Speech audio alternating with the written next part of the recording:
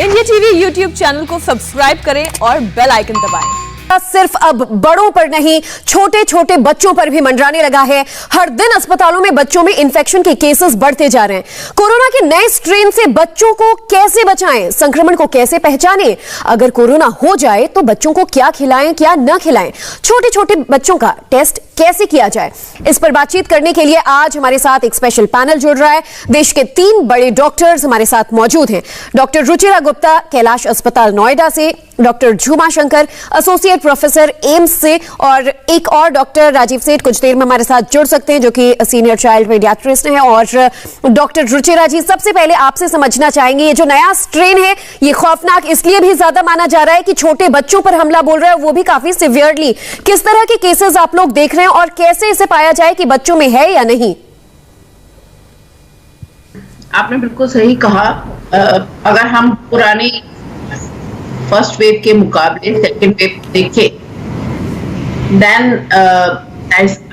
Number of cases in children are high, because ये पाया जा रहा है कि ये जो स्ट्रेन है, ये स्ट्रेन थोड़ी ज्यादा, इसकी ट्रांसमिसिबिलिटीज वेरी हाई, ये म्यूटेंट स्ट्रेन की ट्रांसमिसिबिलिटीज वेरी हाई, इसलिए ये बच्चों में भी इसका संक्रमण काफी पाया जा रहा है ना।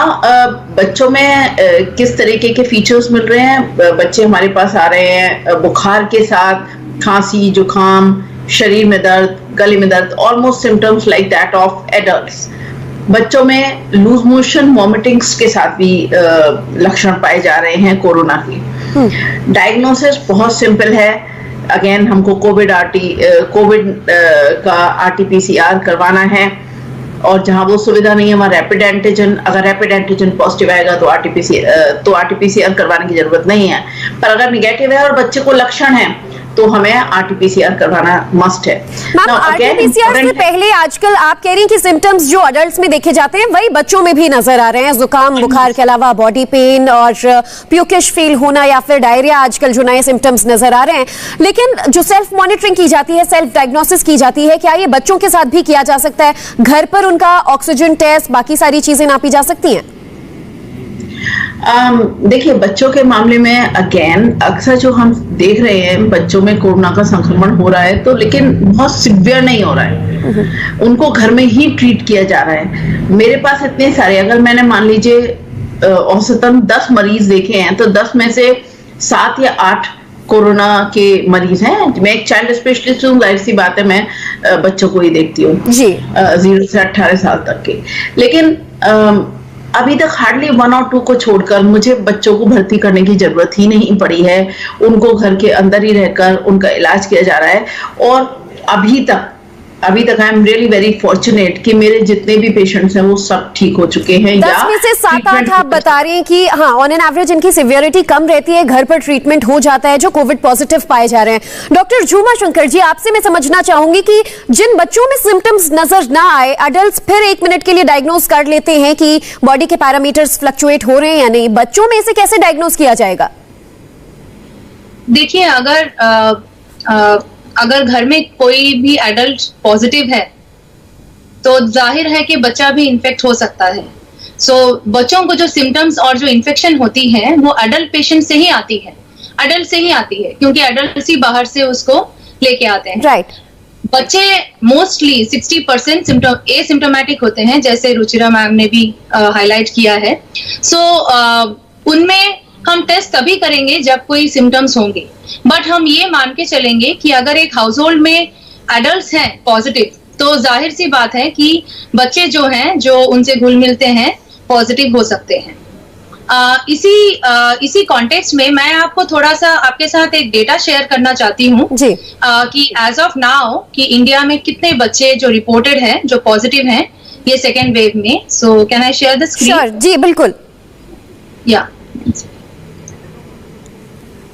मैम, आपसे हम ये डेटा शेयर करेंगे, लेकिन आपने एक बात का जिक्र किया कि अडल्ट से बच्चों को ये पहुंचता है वायरस, डेफिनेटली। लेकिन सवाल ये भी है कि अगर बच्चा एसिम्प्टोमेटिक है तो आपने कहा टेस्ट कराने की जरूरत नहीं है, लेकिन बच्चों तक ये ना पहुंचे इसके लिए पेरेंट्स पैनिक कर जाते हैं, तो उनके लिए आपका क्या जवाब होगा? डॉक्टर रुचिरा गुप्ता जी, आपसे मैं इस पर जवाब जानना चाहूंगी। अगर एडल्ट्स को है कोरोना पॉजिटिव आ गया है जांच करवाना इसलिए फायदेमंद होता है, अगर बच्चे को सिम्टम्स हैं तो बढ़िया है। कांटेक्ट में जांच करवाने से ये फायदा होता है कि अगर हमें पता है बच्चा भी कोविड पॉजिटिव है तो आइसोलेशन की जरूरत नहीं पड़ेगी। और बच्चे मतलब बच्चा कैन भी, छोटे बच्चे हैं उनको अलग माँ बाप से रखना कई बार बहुत मुश्किल हो जाता है, और specially in metro cities nuclear families हैं, देन अगेन अ प्रॉब्लम।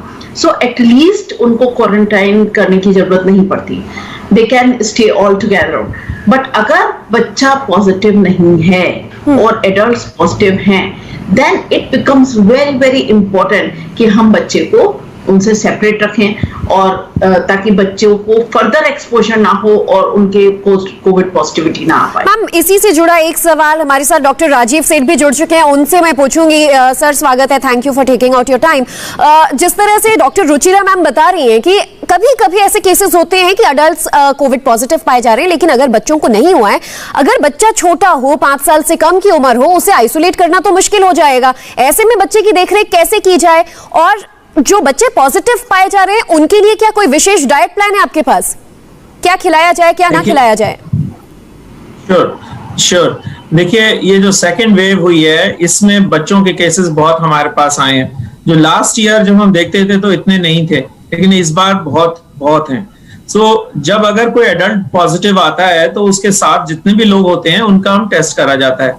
लेकिन कई बार ऐसा होता है कि हम बच्चे, अगर छोटे बच्चे हैं, स्पेशली कोई 1 साल से छोटा बच्चा है, कोई ब्रेस्ट फीडिंग उसको चल रही है, या कोई, अभी मेरे पास एक केस है जिसकी मदर पॉजिटिव आई है और उसका जो बेबी है सिर्फ 20 दिन का है, तो उस सिचुएशन में हम पेरेंट्स के साथ ही बच्चे को रखेंगे। पेरेंट्स को हम N95 mask, Covid precautions, hand sanitisation वो देंगे, और जो ये छोटा बेबी है उसको ब्रेस्ट फीड, या उसको, क्योंकि mother and child are at that time 1 unit. Sir, ऐसे में इन्फेक्शन कैरी ऑन होने के चांसेस कितना रहते हैं? मैम, कैरी होने के चांसेस जरूर हैं, लेकिन इसके बारे में अभी data is just emerging. It's a very new disease. 1 साल में एग्जैक्टली जो एविडेंस अभी तक सामने आया है यही आया है कि बच्चों को डिजीज अगर होगा तो बड़ा माइल्ड होगा और इतने परेशान नहीं होंगे बच्चे। रेयरली बच्चों को, हार्डली 1% बच्चों को मल्टीसिस्टिक सिस्टमिक डिजीज हो जाता है कोविड से, जिसमें उनके पास बहुत ज्यादा सीरियस हो जाएं। बट इनवेरिएबली बच्चे अगर पॉजिटिव होते हैं उनको डिजीज 70 to 80% बच्चे एसिम्प्टोमेटिक रहते हैं, उनको डिजीज का पता ही नहीं चलेगा आपको। तो वो बच्चे अगर उनको होता है फिर बड़े माइल्ड सिम्टम्स हैं, लो ग्रेड फीवर, कॉफ, कोल्ड, बहुत ही माइल्ड, जो करीब 1-2 हफ्ते में अपने आप ठीक हो जाता है। बट बच्चे सुपर स्प्रेडर्स हैं। माई प्रॉब्लम इज कि अगर उस फैमिली में सीनियर सिटीजन्स भी हैं या एडल्ट्स हैं जिनको कोमॉर्बिडिटीज हैं, तो ये बच्चे उधर ना आ जाएं। तो वो एक बड़ा चैलेंज हो जाता है एक फैमिली में। कई हाउसेस इतने बड़े नहीं हैं कि अलग आइसोलेट करके सबको रखा जाए। सो disease is really presenting lot of challenges, लेकिन जो principles of care remain same, बच्चों के लिए भी और बड़ों के लिए भी। There is no different medicines. आपको ये तो पता ही जी, कोई भी अच्छी एक एंटीवायरल मेडिसिन नहीं बनी है जो हम कहें कि ये एक ड्रग ऑफ चॉइस है फॉर दिस इन्फेक्शन।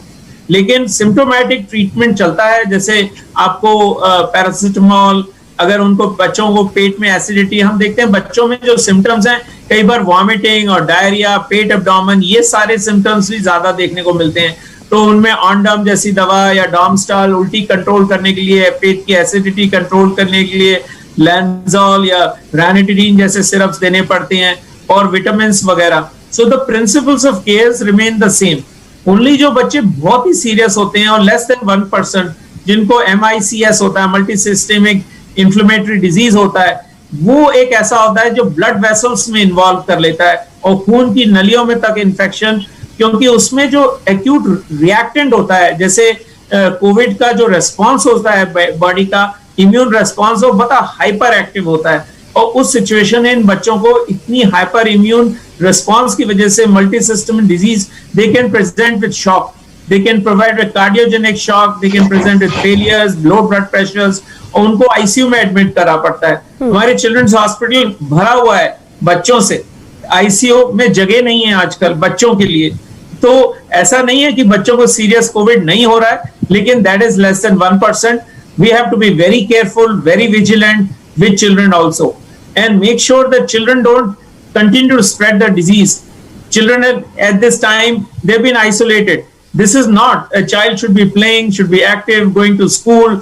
So बच्चों में जो कोविड के सिम्टम्स हमने देखा है, बड़े साइकोसोमेटिक सिम्टम्स होने लगे। बच्चों को कई बार नींद नहीं आती, परेशानी रहती लगी है। Children also have thoughts, children have also got worries, and those things have to be addressed.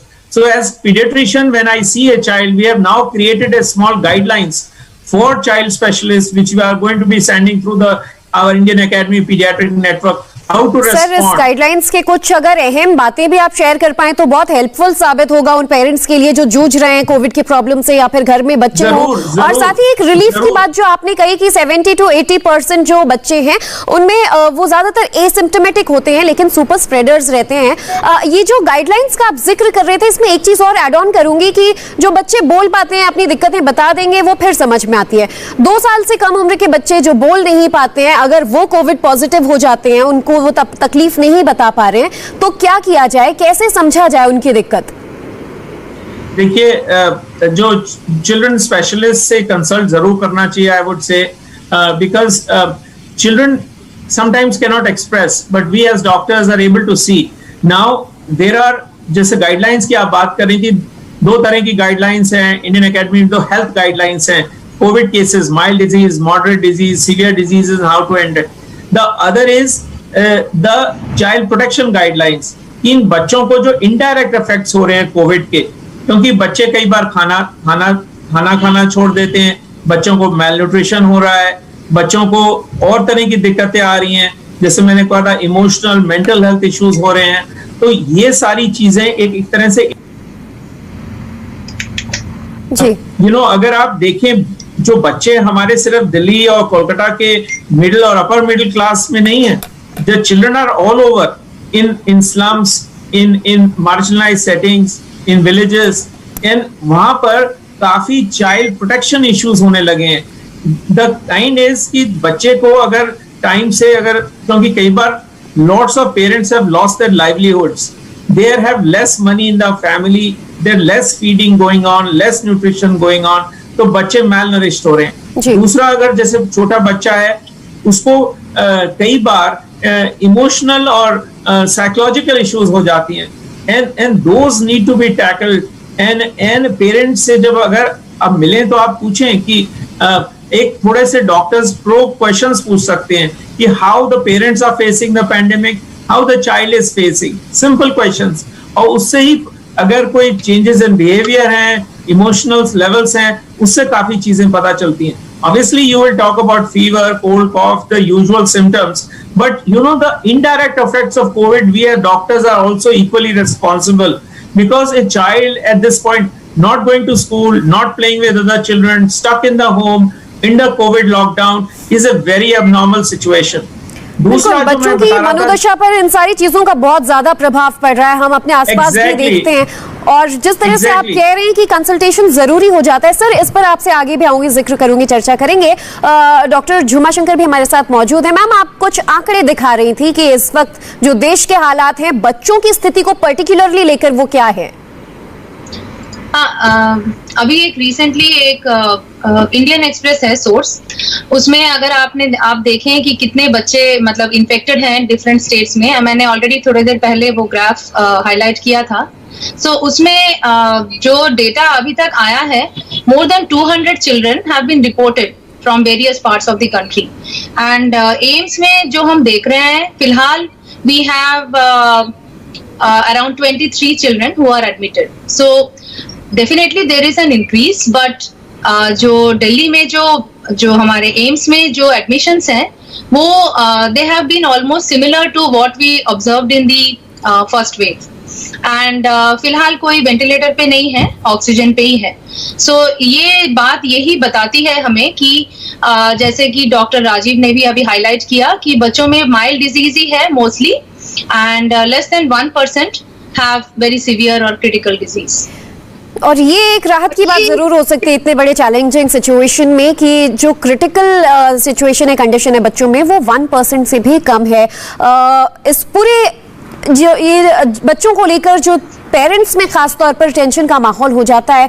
इसके अलावा दो और चीजें जो वरीसम हो जाती हैं, वो मैं ये जानना चाहूंगी डॉक्टर रुचिरा गुप्ता आपसे कि जो मदर्स लैक्टेटिंग हैं या फिर जो गर्भवती हैं वो कोविड पॉजिटिव हो जाती हैं, तो वो किन बातों का ख्याल रखें? अगेन प्रेग्नेंट विमेन अगर कोरोना पॉजिटिव हैं तो उनको ये बहुत जरूरी है कि वो अपने गायनेकोलॉजिस्ट के, ऑब्स्टेट्रिशियन के टच में रहें, टाइम टू टाइम अपना चेकअप करवाते रहें और उसका ट्रीटमेंट सेम उन्हीं लाइंस पर होता है। जैसे if suppose it is mild disease then almost treatment is very simple, nothing is to be given and wait and watch policy. ये जो आजकल हमारे एक ट्रेंड है सेल्फ मेडिकेशन का, अच्छा तुमने ये दवाई ली है, तुमको भी कोविड था, मुझको भी कोविड हुआ है, let me follow the same prescription, why to go and see a physician और ऑब्स्टेट्रिशियन, इट्स ऑल सेम ना, it's COVID. So they keep on following the same prescriptions, which a pregnant, anybody should not do that because each individual is different. However, it applies more to pregnant women because there is a new life which is growing within the mother's womb. So they should take consultation from their obstetrician as per the underlying condition. Ma'am आप हिंदी में यही बातें कह पाएंगी तो शायद हमारे दर्शक और बेहतर समझ पाएं। तो मेरा ये कहना है कि उनको अपने जो ऑब्स्टेट्रिशियन और गायनी की डॉक्टर हैं उनके टच में रहना चाहिए। उनको ये नहीं होना चाहिए कि चलो मेरे को तो माइल्ड कोरोना है, मेरे को क्या करना है। ठीक है, आपके डॉक्टर भी आपको शायद कुछ नहीं सजेस्ट करे, वो आपको सिर्फ पैरासिटामोल ही बताए, कुछ हो सकता है विटामिन बता दे, nothing else, because there is standard set protocols for adults and for children. As Dr. Rajiv said, there are set protocols as for children also. Our Indian Academy of Pediatrics has taken out that. So a pregnant women, they have to be very careful about it. उनको कोई भी here से evidences के basis पे कुछ नहीं करना है. They have to be in touch with their treating doctor. Coming on to then comes a pregnant woman who is about to deliver. Again, अब तो सभी हॉस्पिटल्स डिलीवरी ले रहे हैं. हमारे हॉस्पिटल में भी कोरोना की इतनी प्रेग्नेंट विमेन होती हैं, उनके बच्चों का डिलीवरी होती है. तो एक ये डर रहता है कहीं ऐसा तो नहीं कि प्रेग्नेंट विमेन से बच्चे में वर्टिकल ट्रांसमिशन हो जाए, यानी कि माँ से बच्चे में प्लेसेंटा के थ्रू चला जाए. एनेक्डोटल रिपोर्ट्स हैं बट अभी तक ग्रॉसली ये वेरीफाइड नहीं है. हमारे यहाँ हमारे हॉस्पिटल में अब तक कितनी ही महिलाएं, गर्भवती महिलाएं जिनको कोरोना था, उनकी डिलीवरी हुई है और उनके बच्चे डेफिनेटली हमारे केयर में आए हैं और हमने उनका जब कोरोना टेस्ट करवाया सब्सिक्वेंटली, अभी तक not even a single newborn was found to be positive. So coming on to now lactating women, जो ब्रेस्ट फीडिंग मदर हैं. नाउ ब्रेस्ट फीडिंग मदर में इस बात का ध्यान रखना है अगर उन्हें कोविड हो रहा है. जो गाइडलाइंस कहती हैं, जैसे डॉक्टर राजीव सेठ ने भी बोला कि हम बच्चे को मदर से दूर नहीं करते हैं. आइडियली अगर मदर सारी की सारी ऑल जो एसएमएस की, इसमें क्या सोशल डिस्टेंसिंग तो नहीं है पॉसिबल, पर अगर मदर पूरी sanitisation and proper I mean sort of thing, hand washing and wearing mask and all, अगर इन सबको ये फॉलो कर पाती है तो बच्चे को माँ का दूध पिलाना है. पर अगर देयर आर सिचुएशंस जहाँ पे मदर बहुत ज्यादा पैनिकी हो जाती है और वो कहते हैं नहीं मैं नहीं कर सकती हूँ या कुछ भी इस टाइप की, हमें उन्हें मोटिवेट करना है. हाँ. अगर फिर भी नहीं, यानी पैनिक नहीं होना है. और दो जरूरी बातें जो डॉक्टर रुचिरा समझा रही हैं, अगर कोई महिला गर्भवती है, वो बच्चे को जन्म देने वाली है और कोविड पॉजिटिव है, तो टेंशन की जरूरत नहीं है, पैनिक ना करें, क्योंकि खुद उनके हॉस्पिटल में जितनी गर्भवती महिलाएं आई हैं उन्होंने स्वस्थ बच्चों को जन्म दिया है जो कोविड नेगेटिव पाए गए हैं. और लैक्टेटिंग मदर्स भी एसओपीज का पालन करें और साथ ही अपने बच्चे का ध्यान रखें.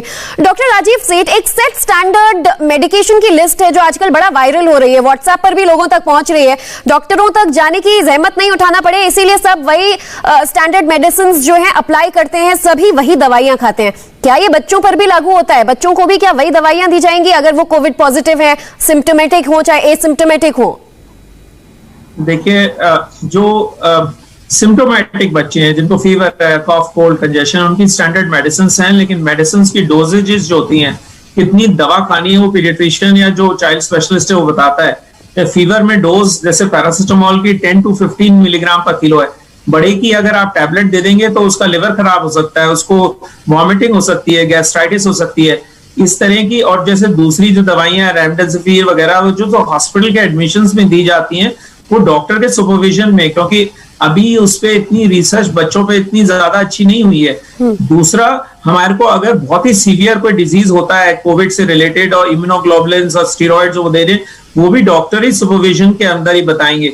लेकिन जो ट्रेडिशनल आपने जैसे कहा कि जो सिंपल मेडिसिन हैं, पैरासिटामोल है, कोल्ड कॉफ की मेडिसिन, ओवर द काउंटर जिसे कहते हैं, वो इस्तेमाल करी जा सकती हैं जब तक आप डॉक्टर से कंसल्ट ना करें। डॉक्टर के पास कंसल्टेशन आपको, मैं तो सोचता हूँ जो कोविड की जो बीमारी से सिम्टम्स हैं अगर वो हो तब भी करना चाहिए, और दूसरे सिम्टम्स जिसके बारे में आपको मैं जिक्र कर रहा था जिसमें बच्चों को इमोशनल वरीज और ट्रबल्स हो रही हैं, अगर एक बच्चे का सडन चेंज ऑफ बिहेवियर दिखे, बच्चे को कोई क्रॉनिक पेन, क्रॉनिक चीजें होने लगे, तरह तरह की वो डिफरेंट ईटिंग कम हो जाए, बच्चे को स्लीप प्रॉब्लम्स होने लगे, कोई इंटरपर्सनल कम्युनिकेशन, कई बार बच्चे एग्रेसिव हो जाते हैं, विड्रॉल हो जाते हैं बिहेवियर में, कई बार आजकल देखिए ऑनलाइन एजुकेशन हो रही है, उसमें एकेडमिक परफॉर्मेंस में नॉट बी दैट, अगर कंसंट्रेशन पुअर है, एंजाइटीज है, कोई वरीज हैं, ट्रबल्स हैं, उसमें भी आपको चाइल्ड स्पेशलिस्ट के पास जाना चाहिए और उनसे बात करनी चाहिए। देखिए दूसरा, पेरेंट्स के लिए भी मैं ये कहूंगा कि पेरेंट्स जो अपने बच्चे को देखते हैं, हम पेरेंट्स के साथ हमारी पूरी सहानुभूति रहती है क्योंकि पेरेंट्स के थ्रू ही एज ए चाइल्ड स्पेशलिस्ट हम बच्चों तक पहुंचते हैं। बिल्कुल। कई पेरेंट्स को मैम बहुत स्ट्रेस है आजकल, क्योंकि देखिए हर एक घर में एक ना एक कोरोना पेशेंट है, तो कभी पेरेंट्स को भी बहुत वरीज हैं, बहुत ट्रबल्स हैं, उनके कई बार पेरेंट्स बिल्कुल। और हमारी भी कोशिश आज इस चर्चा से यही है सर कि पेरेंट्स के स्ट्रेस को कैसे कम किया जाए कि वो अपने बच्चों को लेकर चिंतित ना हो और जरूरी जो एक्शन प्लान है उसे फॉलो करें। कुछ कॉम्प्लिकेशंस इस बीच जरूर आ रहे हैं जो सेकंड वेरिएंट में देखे जा रहे हैं कि आरटीपीसीआर में कई बार टेस्ट नेगेटिव पाए जाते हैं लेकिन लोग कोविड पॉजिटिव होते हैं। इस पर भी मैं डॉक्टर झुमा शंकर जी आपसे आपकी राय लूंगी। बस एक छोटे से ब्रेक के लिए यहां पर रुकेंगे और ब्रेक के बाद बच्चों के इस वक्त की दशा को लेकर और कोरोना से उनके हालात में कैसे निपटा जाए पर चर्चा जारी रहेगी, बस ब्रेक के बाद।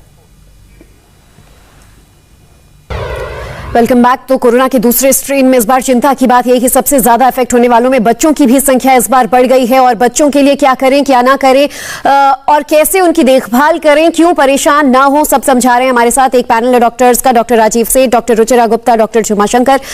डॉक्टर झुमा, आपसे ये समझना चाह रही थी ब्रेक पर जाने से पहले, जो आजकल ज्यादा केसेस देखे जा रहे हैं कि आरटीपीसीआर में नेगेटिव आता है, स्कैन में पॉजिटिव पाया जाता है, क्या बच्चों के साथ भी ऐसा हो रहा है?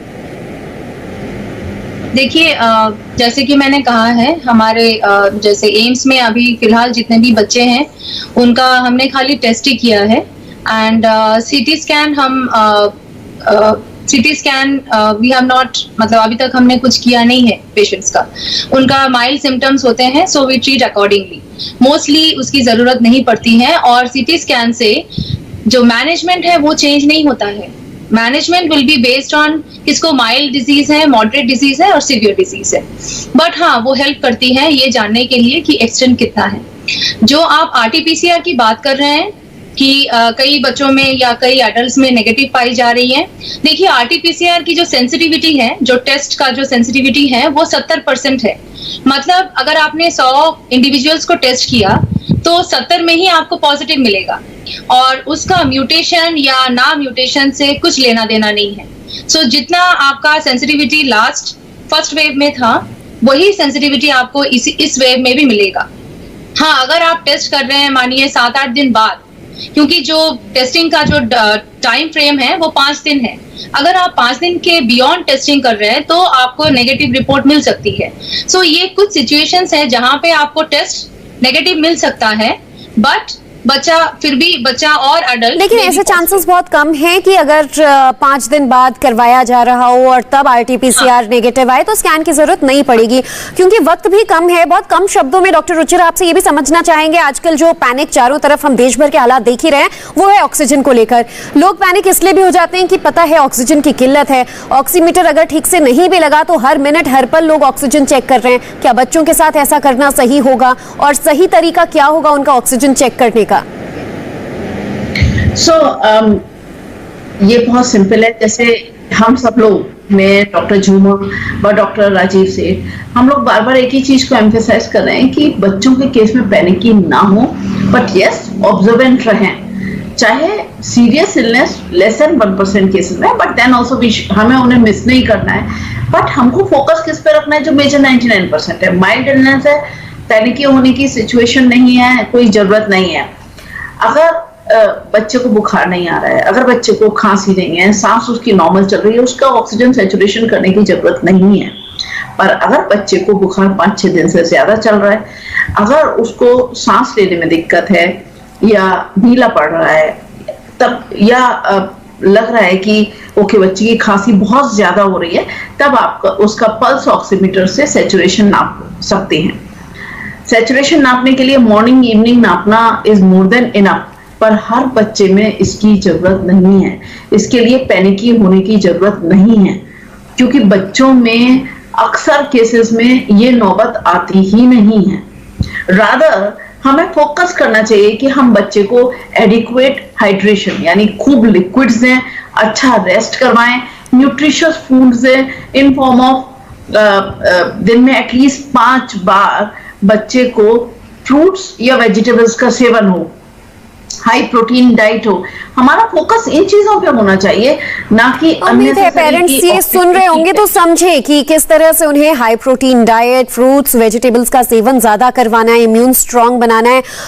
डॉक्टर राजीव, ये समझाइए कि जब बच्चों में अगर कोविड हो जाता है, किस सिचुएशन में उन्हें अस्पताल ले जाएं या अस्पताल ले जाने की जरूरत नहीं है, तो किस सिचुएशन में घर पर ही ट्रीटमेंट करें? देखिए, मेजॉरिटी बच्चों का ट्रीटमेंट घर पे हो सकता है। ओके। इसमें उनकी ऑक्सीजन सैचुरेशंस नॉर्मल हो तो उनको अस्पताल जाने की बिल्कुल जरूरत नहीं है। सिर्फ अगर ऑक्सीजन सैचुरेशन फॉल करती है, 93 से नीचे जाती है, तब हमें कुछ करना चाहिए। और बच्चे को जो माइल्ड और मॉडरेट डिजीज में, जैसे अभी डॉक्टर रुचीना ने भी कहा, उनको उनका डाइट, उनका न्यूट्रिशन, उनको डिहाइड्रेशन में नहीं जाना चाहिए, उनको ज्यादा आई वुड से 20% मोर बॉडी वाटर्स दीजिए, उनको हाई प्रोटीन डाइट दीजिए, बच्चों को पैरासिटामोल या अगर उनको खांसी जुकाम है तो उसकी जो दवाइयां हैं वो दीजिए। और बच्चे जनरली 2 हफ्ते तक आइसोलेट रहेंगे। अगर वो ठीक रहे, उनकी सैचुरेशंस भी आप सर एक छोटा सा यहाँ पर डाउट है कि ये दोनों केसेस में अगर बच्चा कोविड पॉजिटिव भी हो या फिर सीजनल चेंजेस में भी जुकाम बुखार आजकल होते हैं, तो पेरेंट्स पैनिक हो जाते हैं कि कहीं कोविड ना हो, तो उसमें हर हालात में सिर्फ सिचुएशन के हिसाब से जो सिम्टम है उसे ट्रीट करना काफी है। एब्सोल्युटली वही करना है, लेकिन क्योंकि अभी हम मिडिल ऑफ कोविड पैंडेमिक हैं, कोई हल्का फुल्का जुकाम भी हमारे पास आता है तो हम उसका कोविड टेस्ट करने को कहते हैं, because we need to be sure कि we are not missing out covid. क्योंकि एक ऑर्डिनरी जुकाम के भी सिम्टम्स कोविड के जुकाम खांसी के सिम्टम्स जैसे ही होते हैं। और अगर कभी भी आप आजकल के टाइम्स में जो जितना कोविड फैल चुका है, पैंडेमिक स्टेट में है, हम बच्चों का भी टेस्ट करवाते हैं, पेरेंट्स का भी तरह करते हैं और उनको फिर आइसोलेट करते हैं। लाइक मैंने कहा कि बच्चे 70 to 80% तो एसिम्प्टोमेटिक रहते हैं, उनको बहुत हल्की फुल्की खांसी जुकाम है, लेकिन वो सुपर स्प्रेड करेंगे। तो अगर आप उनको बाहर खेलने के लिए और बच्चों के साथ भेज दें या अपने एल्डर सीनियर सिटीजन्स के पास जाएं, तो उनको खतरा पैदा होता है। और पब्लिक हेल्थ यही तो है कि आपको अपनी सेहत भी ठीक रखनी है और दूसरों की भी। बहुत ही हेल्पफुल सेशन ये है। आई एम श्योर जो पेरेंट्स सुन रहे होंगे वो अपने बच्चों को लेकर अब कम चिंतित होंगे और ज्यादा प्रिपेयर्ड होंगे। To wind up the session, क्योंकि वक्त कम है, डॉक्टर झुमा शंकर जी आपसे लास्ट में यही समझना चाहूंगी, जो नया स्ट्रेन है क्या ये बच्चों के लिए जानलेवा है? पेरेंट्स से क्या कहना चाहेंगी? हाँ, मैं खाली ये स्ट्रेन के बारे में नहीं आई, और मैं भी ये सलाह देना चाहूंगी पेरेंट्स को कि फर्स्ट ऑफ ऑल जैसे ये जो पैनिक है, पैनिक बिल्कुल ना करें। बट मैं ये भी बताना चाहूंगी कि एज एडल्ट्स हमारा रिस्पॉन्सिबिलिटी है कि अगर हमें इन्फेक्शन है तो हमें पूरी मेहनत करनी चाहिए कि हम अपने आप को बच्चे से आइसोलेट रखें। मैं एग्जाम्पल दे रही हूँ, जब जैसे मेरे हाउस होल्ड में जब किसी को हुआ था, सो हमने ऐसे आइसोलेट मतलब प्रिकॉशंस और ये सब लिया सो दैट दी जो बाकी मेंबर्स हैं उनको इन्फेक्शन ना हो. सो एज एडल्ट्स ऑल्सो हमारा रेस्पॉन्सिबिलिटी है, हमें बच्चे के साथ मिलने का मन करता है, बहुत कुछ होता है, बट हमें ये पता रहना चाहिए कि हमें अपने आप को आइसोलेट करके बच्चे को इन्फेक्शन ना दे, ये हमारी जिम्मेदारी भी है एज एडल्ट्स. बहुत बहुत शुक्रिया मैम, जो आपने समझाया ये हमारी जिम्मेदारी जो है, उम्मीद यही करते हैं कि सभी पेरेंट्स, सभी अडल्ट्स इस बात को समझें. Doctor Rajeev, doctor Ruchira, doctor Jumashankar ji, धन्यवाद, आपने ये जो अहम बातें सामने रखी. कुल मिलाकर ये कहा जा सकता है कि नया स्ट्रेन खतरनाक जरूर है, बहुत जल्दी मल्टीप्लाई भी कर रहा है, लेकिन बच्चों में इसका जो खतरा है वो कम है. अब तक जो क्रिटिकल सिचुएशंस हुई हैं वो कम है, सिर्फ 70 to 80% बच्चों में इसमें सिम्टोमेटिक ही पाया जाता है. बहुत बहुत शुक्रिया आप सबका इस पूरी जानकारी के लिए. मैं एक बात कहना चाहती हूँ. तो उम्मीद है कि जो डॉक्टरों से हमने चर्चा की, इसमें बच्चों को लेकर जो बातें उन्होंने सामने रखी, जो पेरेंट्स सुन रहे होंगे, इससे बच्चों के साथ साथ उन्हें भी मदद मिली होगी. बहरहाल कुछ और खबरें आपके लिए. महाराष्ट्र में उद्धव कैबिनेट की बैठक शुरू हो गई है, अपडेट्स आप तक पहुंचाएंगे बस एक ब्रेक के बाद. नमस्ते, मैं हूं मीनाक्षी जोशी. वीडियो और खबरों से अपडेट रहने के लिए India TV YouTube channel subscribe करें, बेल आइकन दबाना ना भूलें. जुड़े रहें इंडिया टीवी के साथ.